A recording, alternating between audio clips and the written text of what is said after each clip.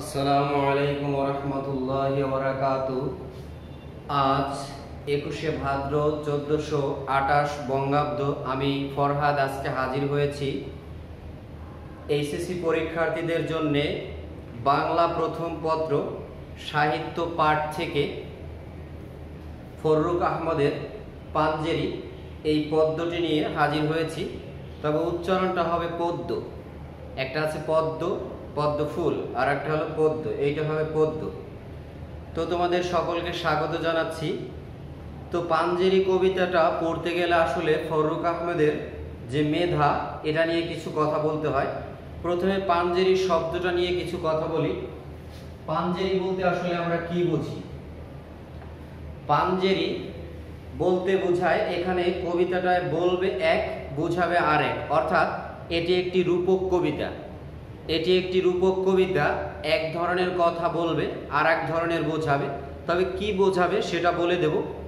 আজকে উপস্থাপন করব এই কবিতাটি প্রথম পর্ব। তো এখানে জাতির কর্ণধারের প্রতীক হিসেবে পাঞ্জেরিকে উপস্থাপন করা হয়েছে। আর এই কবিতাটি, পাঞ্জেরি কবিতাটি মাত্রাবৃত্ত ছন্দে রচিত। আমি লিখে রেখেছি এটি মাত্রাবৃত্ত ছন্দে রচিত। আর এই কবিতাটার বেশ কটি পর্ব হবে, কারণ হচ্ছে কবিতাটিতে প্রচুর শব্দার্থ রয়েছে এবং আমার কাছে মনে হয় খুবই ভালো একটি কবিতা এটি। তো কবিতাটার মূল কথা একটু বলে নেই, এক কথায় বলে দেই। জাতীয় জীবনে বিরাজমান সংকট উত্তরণে জাতীয় নেতৃত্বের সচেতন ভূমিকা প্রত্যাশা করা হয়েছে এই কবিতায়। আর একবার বলছি, জাতীয় জীবনে বিরাজমান সংকট উত্তরণে জাতীয় নেতৃত্বের সচেতন ভূমিকা প্রত্যাশা করা হয়েছে এই কবিতায়। আর এই পাঞ্জেরি বলতে বোঝানো হয় জাতির পথ প্রদর্শক যিনি হবেন তার কথা বোঝানো হয়েছে। আর এখন যাই একটু ফররুখ আহমদের জীবনীতে হালকা করে একটু উপস্থাপন করি। কবিদের জীবনী নিয়ে আমি আলাদা ক্লাস তৈরি করি, কিন্তু এখানে হালকা একটু বলি। ফররুখ আহমদকে বলা হয় ইসলামী রেনেসাঁ কবি। আর রেনেসাঁ বলতে তাহলে কি বোঝায়? একটু রেনেসাঁ শব্দটা তাহলে লিখে দেখাতে হবে। রেনেসাঁ, এই হলো রেনেসাঁ। রেনেসাঁ, এই রেনেসাঁ শব্দটা পরে আমি লিখে দেখাবো। রেনেসাঁ শব্দের অর্থ হলো নবজাগরণ। আর ইংরেজিতে বলে, মানে শব্দটা ইংরেজি আর কি, RENAISSANCE, রেনেসান্স। আর বাংলায় বলে এভাবে রেনেসাঁ। রেনেসাঁ অর্থ হলো নবজাগরণ। ফররুখ আহমদ 1918 সালে জন্মগ্রহণ করেন 10ই জুন মাগুরা জেলার বাজআইল গ্রামে। এটা বইয়ে লেখা আছে, কিন্তু এখানে লেখা নাই যে 1917 সালে জন্মগ্রহণ করেন আমাদের রাত্রি শেষের কবি আহসান হাবীব। এরপর 1917 সালে জন্মগ্রহণ করেন আমাদের বিখ্যাত এক ছোট গল্পকার শওকত ওসমান। তাহলে এই 17 সাথে 18 সন একটু ওতপ্রোতভাবে মিলিয়ে কবিদের, লেখকদের জন্ম সন অতি সহজে মনে রাখা যায়। তার পিতার নাম হলো সৈয়দ হাতেম আলী। আর কর্মজীবনে বহু বিচিত্র পেশা তিনি অবলম্বন করেছে। অনেক, মানে কি বলবো, ফররুখ আহমেদের 11 জন সন্তান ছিলেন, আমি যতটুকু জানি, যদি ভুল না বলে থাকি 11 জন সন্তান ছিলেন। ঢাকার বেতারে তিনি স্টাফ রাইটার হিসেবে কাজ করছেন। আর তার বিখ্যাত যে গ্রন্থ সেটি হলো নওফেল ও হাতেম। এছাড়া এটা হলো কাব্যগ্রন্থ, আরও আছে সিরাজুম মুনিরা। সিরাজুম মুনিরা হলো কাব্যগ্রন্থ, আর কাব্যনাট্য হলো নওফেল ও হাতেম। এটি অত্যন্ত গুরুত্বপূর্ণ একটি লেখা তার। আর তিনি অনেক পুরস্কার পেয়েছেন তার জীবনে। 21শে পদকেও ভূষিত হয়েছেন, মরণোত্তর 21শে পদক পেয়েছেন। তারপরে তিনি ইউনেস্কো পুরস্কার লাভ করেছেন, বাংলা একাডেমি পুরস্কার লাভ করেছেন। মৃত্যুবরণ করেন 1974 খ্রিস্টাব্দের 19শে অক্টোবর ঢাকায়। তবে শওকত ওসমান অনেক দারিদ্র্যের সাথে অনেক যুদ্ধ করেছেন, কিন্তু পাঞ্জেরি কবি ফররুখ আহমদ খুব একটা করেননি, মোটামুটি স্বাচ্ছন্দ্যে জীবনযাপন করেছেন। তো এবার কবিতায় চলে যাই। রাত পোহাবার কত দেরি পাঞ্জেরি। এখানে রাত পোহাবার মানে হলো জীবনের অন্ধকার অথবা দুঃসময় কখন কাটবে। কবিতাটা অনেক অনুভূতিপ্রবণ কবিতা। রাত পোহাবার কত দেরি পাঞ্জেরি, জীবনের অন্ধকার দুঃসময় কাটতে আর কতটুকু দেরি আছে। মানে কি আবেগ ঘন কথা। জীবন থেকে দুঃসময় দুঃখ কখন কাটবে, আর কতদিন, আর এত সইতে পারছি না। পাঞ্জেরি হলো যে নৌ কর্মচারী জাহাজের অগ্রভাগে বা মাস্তুল সংলগ্ন বাতি দিয়ে চারপাশ দেখে, মাঝিকে পথ নির্দেশক সংকেত দেয়, এই হলো পাঞ্জেরি। কিন্তু এইখানে এটা বলছি যে জাতির কর্ণধারের প্রতীক, তিনি আমাদেরকে কোন পথে নেবেন, আমাদের সামনে আছেন। আমাদের উম্মতদের পথ প্রদর্শক হলেন হজরত মুহাম্মদ সাল্লাল্লাহু আলাইহি ওয়াসাল্লাম। কিন্তু আমাদের এই যে বর্তমান যে জাতি, বাঙালি জাতি বলি না কেন, ইংরেজ জাতি, তাদের পথ প্রদর্শক কে, তিনি কোন পথে নেবেন আমাদের, তার কাছে জিজ্ঞেস করছে যে রাত পোহাবার কত দেরি, এই জীবন থেকে আমাদের ঘোর অন্ধকার কেটে যেতে আর কত দেরি লাগবে। এখনো তোমার আসমান ভরা মেঘে, বিস্ময়ের প্রশ্ন। এখনো তোমার আসমান, আসমান শব্দের অর্থ হলো আকাশ, এখনো তোমার আসমান ভরা মেঘে, এখনো কি এই জাতির কপালে দুর্দশা লেগে আছে। একটু খেয়াল করি, এই পাঞ্জেরি কবিতায় যেহেতু আসমান শব্দটা আসলো, এখানে কিছু শব্দ আমি বের করছি আর কি। আরবি শব্দ আছে, ফার্সি শব্দ আছে, তবে কে কি বললো জানি না, সংখ্যাটা মিলিয়ে নিতে পারো তোমরা।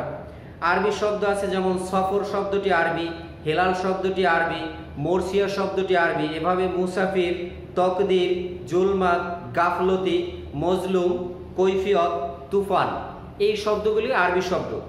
আর আছে ফার্সি শব্দ।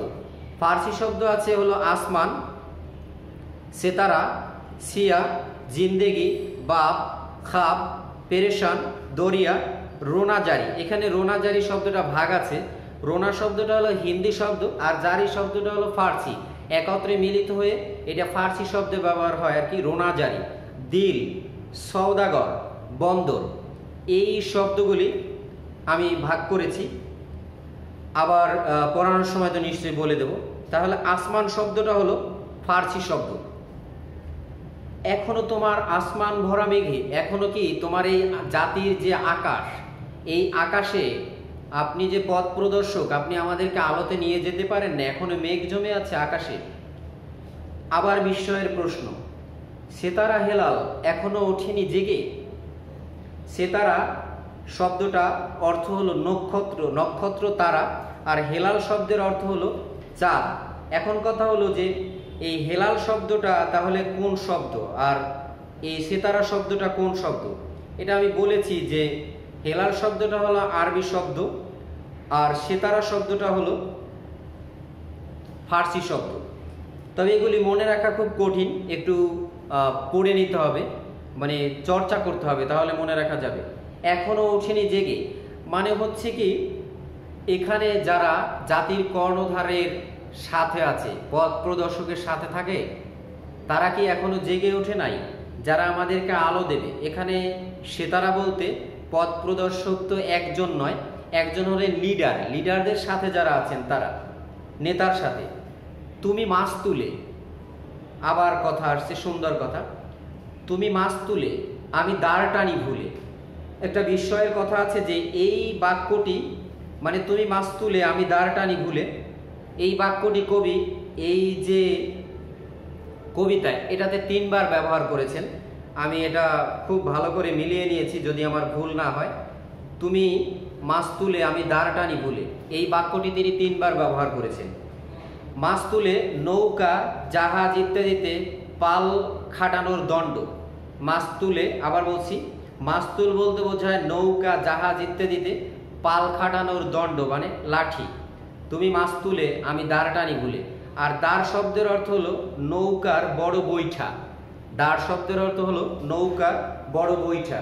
তাহলে তুমি মাছ তুলে পথ যেদিকে নিয়ে যাচ্ছ, আমিও ভুলে সেদিকেই কি দাঁড় টানছি, মানে আমার জীবনের বৈঠাটা বেয়ে সেই ভুল পথেই যাচ্ছি। তো এরপরে একটা সুন্দর লাইন আছে, যদিও এই পর্যন্তই আজকের পর্বটা হবে, প্রথম পর্ব। লাইনটা বলি, অসীম কুয়াশা জাগে শূন্যতা ঘেরি। তো আজকে এ পর্যন্ত। এবার শব্দার্থগুলো একটু খেয়াল করি। আসমান শব্দের অর্থ হলো আকাশ, আসমান শব্দের অর্থ আকাশ। এখন সবচেয়ে মজার বিষয় হলো যদি আমি এখানে শব্দটা লিখে দিই কোন ভাষার শব্দ তাহলে ভালো হয়। আসমান শব্দটা হলো ফার্সি। আসমান শব্দের অর্থ, আসমান শব্দটা ফার্সি। আর সিতারা, সিতারা শব্দের অর্থ কি হবে? সিতারা, সিতারা হলো তারা বা নক্ষত্র। আচ্ছা নক্ষত্র, তারা নক্ষত্র। এখন এই সিতারা কোন ভাষার শব্দ, তাই না? সিতারা হলো ফার্সি ভাষার শব্দ, ফার্সি। ওকে, তারপর আছে হেলাল। হেলাল শব্দের অর্থ হলো চাঁদ। হেলাল শব্দের অর্থ হলো চাঁদ। আর হেলাল শব্দটা আরবি শব্দ, হেলালুন থেকে আসছে, আরবি, আরবি। এরপরে মাস্তুল। মাস্তুল শব্দের অর্থ বোঝায়, মাস্তুল বলতে যে অর্থটা আসে আর কি, নৌকা বা জাহাজে, নৌকা বা জাহাজে পাল খাটানোর দণ্ড ইত্যাদি দেওয়া যায় আর কি, না দিলেও সমস্যা নাই। মানে এই নদীতে চলে এমন যে কোনো বাহনের পাল খাটাবে, সেই পাল খাটানোর দণ্ড, পাল খাটানোর দণ্ড। তারপরে আছে হলো মাস্তুল শব্দটা, তারপরে দেওয়া আছে হলো দাঁড়। দাঁড় শব্দের অর্থ হলো নৌকার বড় বৈঠা, নৌকার বড় বৈঠা। যারা বিভিন্ন জায়গায় চলাচল করছে তারা দেখছে যে দাঁড় কিন্তু ছোটখাটো, এখানে বৈঠা বললে ছোট বলা হয়, কিন্তু নৌকার বড় বৈঠা আমরা দেখছি যে অনেক বড় থাকে। সেটা যে এইভাবে টান দেবে, বৈঠাটা এভাবে টানবে, তাতেও অনেক শক্তির প্রয়োজন হয়। তোমাকে পাওয়ার জন্য হে স্বাধীনতা, ওইটা আছে না, মেঘনা নদীর দক্ষ মাঝি, একটা কবিতা আছে। তারপরে হলো পাঞ্জেরি। পাঞ্জেরি বলতে বোঝায় আসলে জাতির কর্ণধারের প্রতীক, জাতির, এটা প্রতীকী কবিতা, জাতির কর্ণধারের প্রতীক, জাতির কর্ণধারের প্রতীক।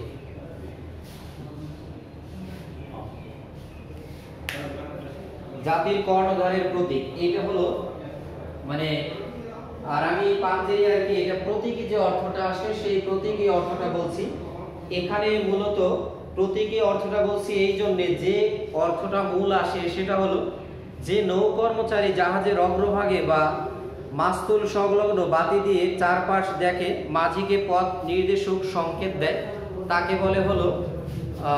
বলে হলো মানে পাঞ্জেরি। পাঞ্জেরি বলতে তাকে বোঝায়। আর রেনেসাঁস, রেনেসাঁস এটা ইংরেজি শব্দ। আচ্ছা আমি ক্লাস নিব, অসুবিধা নেই। রেনেসাঁস এটা ইংরেজি শব্দ, আর ই এন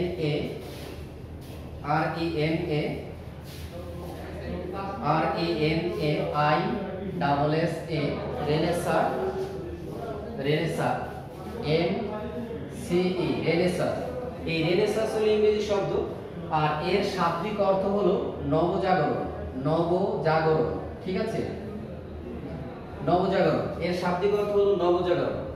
এখন এই পর্ব 1, বাকি কবিতাটা আমি খুব সেনসিটিভ ভাবে নিচ্ছি। কবিতাটা অনেক বড় বলতে আর অনেক শব্দ, মানে বিস্তর শব্দ ব্যবহার করছে। আমরা দেখি যে এই সময়ের যে কবিরা আছে উনি তো 1918 সনে জন্মগ্রহণ করছেন। কাজী নজরুল ইসলাম আছেন 1899, বনফুল আছেন 1899, জীবনানন্দ দাশ 1899, আর্নেস্ট হেমিংওয়ে 1899, ফজিলাতুন্নেছা কবি নন তবু 1899। এই সময় 1861 বিশ্বকবি রবীন্দ্রনাথ ঠাকুর, তারপরে যার বলি 1864 কামিনী রায় নাকি 63, তারপরে 1867 আছেন প্রমথ চৌধুরী। এই সময়ের যে কবি 1822 আছেন হলো আমাদের সত্যেন্দ্রনাথ দত্ত। এই সময়ে যে কবিরা ছিলেন তাদের শব্দ ব্যবহার কিন্তু চমৎকার। যে কথাই বলি না এখন, আমরা কবিতায় বলি, গল্পে বলি, উপন্যাসে বলি, যেখানেই বলি, সবখানেই। তো প্রথম পর্ব এই পর্যন্ত। দ্বিতীয় পর্ব তোমাদের সাথে আবার কোনো এক সময় দেখা হবে, কোনো মধ্য দুপুরে অথবা হয়তো কোনো সকালে। তোমাদের সুস্থ জীবনের প্রত্যাশায় আমি আবু হানিফ মুন্সি ফরহাদ আজকে এখানে বিদায় নিচ্ছি। তোমাদের উপরে আল্লাহ তাআলা শান্তি বর্ষণ করুন, আমিন সুম্মা আমিন।